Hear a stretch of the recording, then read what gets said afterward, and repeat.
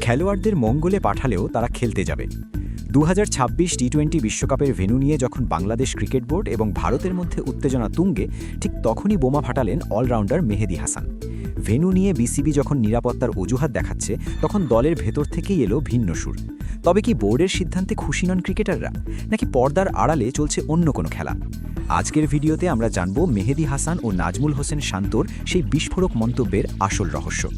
2026 সালের টি-20 বিশ্বকাপ, যৌথ আয়োজক ভারত ও শ্রীলঙ্কা, কিন্তু সমস্যা বেঁধেছে ভেন্যু বণ্টন নিয়ে। বাংলাদেশ ক্রিকেট বোর্ড ভারতের মাটিতে খেলা নিয়ে কিছুটা আপত্তি এবং নিরাপত্তার ধোঁয়াশা তৈরি করেছে। ক্রিকেট পাড়ায় জোর গুঞ্জন, বিসিবি চাচ্ছে ভেন্যু পরিবর্তন হোক। এই ভেন্যু ড্রামা যখন চরমে, তখন সবাই তাকিয়েছিল দলের সিনিয়র ক্রিকেটারদের দিকে। অবশেষে মুখ খুললেন মেহেদী হাসান এবং কথা বললেন নাজমুল হোসেন শান্ত।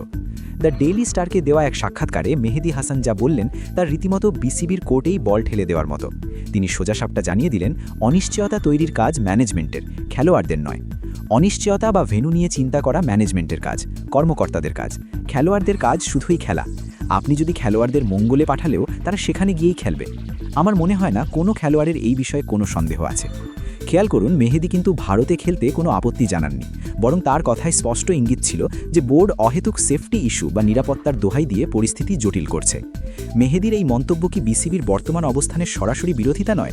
যেখানে বোর্ড ভারতের সাথে দর কষাকষি করছে, সেখানে দলের গুরুত্বপূর্ণ সদস্য বলছেন যেখানেই হোক আমরা খেলব। এর মানে কি দলের ভেতরে এবং বোর্ডের নীতি নির্ধারকদের মধ্যে সমন্বয়ের অভাব রয়েছে? নাজমুল হোসেন শান্ত একই সুরে কথা বলেছেন, অর্থাৎ ক্রিকেটাররা রাজনীতি বা ভেন্যু ড্রামা চান না, তারা শুধুই ক্রিকেট খেলতে চান, হোক সেটা ইডেন গার্ডেন্সে কিংবা মঙ্গল গ্রহে। বিসিবি বনাম আইসিসি কিংবা বাংলাদেশ বনাম ভারত, এই ভেন্যু যুদ্ধ কতদূর গড়াবে তার সময়ই বলে দেবে।